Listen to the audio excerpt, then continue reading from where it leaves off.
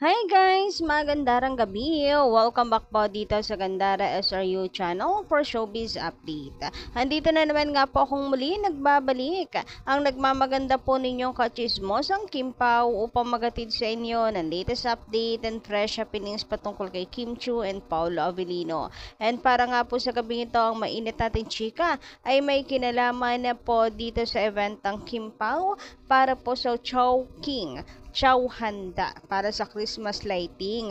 So ngayon na nga po ito 5 p.m. ang start and marami na po mga Kim Pao fans ang naroroon para suportahan ito since alam naman natin na si Paolo Avellino at wala na pong iba pa ang magge-guest doon or ang guest ng Chowking. Nakakatuwa 'di ba na kasama po finally ni Kim Chiu si Papi Paolo. Kaya naman ang mga fans hindi po papalagpasin. Syempre yan.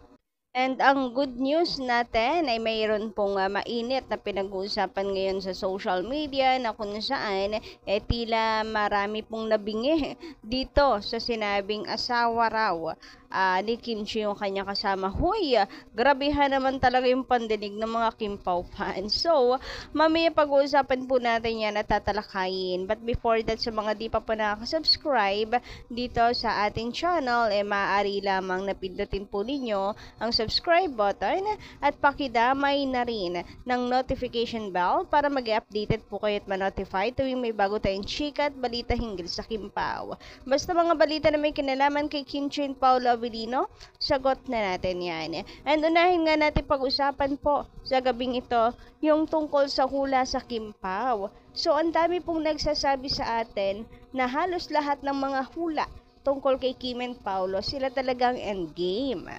Lahat ay naniniwala na ang Kim Pao ang magkakatuluyan sa huli. Hindi ko napanood yung ibang hula about daw po kay Sir Ogie Diaz. So panonoorin ko ngayon na kung saan ay ganun din ang hula sa Kim Pao. Yung iba hindi raw sila naniniwala sa hula. Pero since eto ang hula po sa Kim Pao, parang gusto na nilang maniwala. Naku, manifest natin yan, guys. Yun nga lang, meron pong nagdenega. KJ.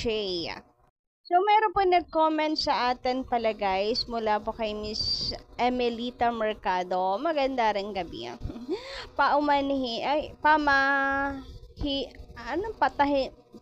Pahaminin ay paaminin siguro. Ano ba yan? Simula pa lang nakakabaliw na. Nakaka-stress. Paaminin niyo muna si Paolo sa relasyon nila ni Kim na siya ang nagsasalita. Panay fake news ang balita ninyo. Wala yan, hindi totoo. Hanggat walang interview kay Paolo, hindi ka panipaniwala. Puro haka-haka, aka-aka. Si Janine pa rin ang nasa isip ni Paolo. Huy, may pag-name drop si nanay. Minamanifest lang naman po namin na maging endgame yung Kim Pao. Bakit may paganito? Hula lang din naman na magkakatuluyan ng Kim Pao. Bakit may ganito? So, ayun, si Janine pa rin daw ang nasa isip at puso ni Paolo Avellino. Kaya, tigilan na raw. Dapat si Paolo daw ang unang magsalita. Well, agree naman ako si Paolo dapat unang umamin sa kanilang dalawa. Pero may echo na po si Janine ngayon. So, be happy na lamang po for her if tunay po kayong fan ni Janine. So, happy na rin kami kay Janine ngayon na nakatagpo na siya ng kanyang happiness which is kay Echo. So, ano na lang po kayo doon? Palibot na lamang sa circle nitong si Janine ngayon. And wala na po sa circle na yan ni Paolo Avellino or sa kanyang core, kumbaga out na si Papi. And ang meron na po ngayon ay Kim Pao. So, tanggapin na po natin yon. Samantala, sabi naman dito ni Miss Lita Ernesto, maganda rin gabi. Ermelita Mercado, move on na. Inayawan na ni Paulo ang idol mo, ha? Kawawa naman na walang lalaki magkakagusto sa ugali mo at ang idol mo nakakaya. Habol ang habol sa lalaking umaayaw. Sabi ni Paulo, lahat ng babaeng lumalapit sa kanya, titikman. Ha? Ganon? Sige nga, basher. Layo. Pakialamira sa buhay ng iba. Karma ang tanggapin nyo ng idol nyo. Well, I think labas naman na po siguro si Janine dito. Yung mga fans lang talaga pilit na pinipilit, alam niyo yon, hindi maka-move on. So, wag na po natin pag-initan pa si Janine. Mag-focus tayo sa circle natin. Kung sa bagay, sila naman yung unang nang himasok. Dumepensa lang tayo. Anyway, sabi dito ni Miss Princess naman Pagio, panaginip mo lamang yan, pinsan. Merkado ka pa naman. Kita, babae ka rin. Nakakaramdam ka rin ng selos. Aminin mo kung walang Kim Pao, bakit puro panunuyo ang ginagawa ni Pao kay Kim? Siguro, napapanood mo naman lahat ng ginagawa ni Paulo. Todo effort siya. 'Di ba? Base mo sa pagsama niya kay Kim, sa mga tropa niya sa gym, mga biking session, pagpapakita ng co-manager sa lupon ng kumpanya nila at paggala sa Los Angeles, California. Yung mga picture nila doon na magkatabi, pinakilala sa anak, nakaibigan ni LJ sa Instagram. Ate Mercado, daming ebidensya na mag-move on ka na please. Anong resibo pa ang gusto mo? Tanong ko lang sa'yo, noong si Jay pa ang ka-love team ni Paulo, anong resibo mo na may papakita na naging sila puro promotion lang sa movie nila? Come on ate, give way ka na para matahimik na ang natutulog mong isip. Tanghali na malapit na silang ikasal. Sa totoo lang, Kim Pao Road to Forever. Nagrabihan yung mga sagutan at bangayan talaga ng mga fans sa SOCMED, ano? Kanya-kanya ng pinaglalaban. So, meron kasing maatake at syempre, meron naman pong dumedepensa para naman kay Kim Chu. Narito naman guys, mula sa post ng Kim Pao Republic from New Zealand, with love and so much heart, a huge thank you to Admin Diosa of New Zealand for the thoughtful and meaningful gift that found its way to Kimi's heart and into her IG story. Your unwavering dedication, effort, and love for Kim Pao inspire us all to keep spreading joy and support. Truly proud to have you in the Kim Pao Republic family. So, ito nga po, sila yung nagbigay ng regalo kay Kim Chu na in-IG pa nga po ni Kimi bilang pagpapasalamat.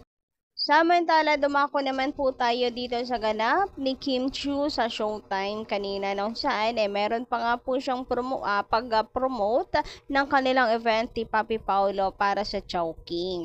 So, ayun, at inulit ka po niya para anyayahan ang mga fans with special guest. And doon naman, ito pong si Darren, bestie Darren, ay may pangungulit kay Kim Chu. Bunot na naman na kung saan ayos tinanong niya sino ang kasama mo. So si Kimi natawa na lamang and sinabing secret. Pero alam nyo ba guys, parang medyo nabingi ata ang mga Kim Pao fans sa sinabi ni Darren na asawa tapos BGYO. Pakinggan nyo po ito. Mas lalo po tuloy na-excite yung mga fans at natuwa. Grabihan, mainit ang pinag-uusapan ngayon sa social media. So parang nabingi nga po sila dito sa sinabi ni Darren. Asawa ba naman? Sinong hindi po kikiligin at hindi po makaka-get over po agad-agad, di ba? Siyempre wala. Grabe nga, paayuda naman kasi talaga yun. So, sabi ni Kim Chu is surprise. So, kahit alam naman na po natin, hindi na surprise sa atin na si Paulo Avellino talaga yung guest. So, ito pakinggan po ninyo yung sabi ni Darren. Chowking Christmas tree lighting! Sino kasama mo? Ay, surprise BGYO! BGYO. Kasama mo BGYO. Kasama mo BGYO. So, yun guys, kung papakinggan nyo raw po ng maigi yung sinabi nitong si Darren, parang sa halip na kasama mo ay asawa mo. Parang yun yung sinabi niya, asawa mo sa halip na kasama mo. Tingin ko yun ang sasabihin ni Darren kasama mo. Pero bakit ganon? Sounds like asawa mo. So, parang lumalabas tuloy na sinasabi ni Darren Ang kasama ni Kim Chiu ay ang asawa niya at ang BGYO. Parang gano'n. Kasi dito naman po kay Chiang Ami, napakalinaw naman ng sabi niya.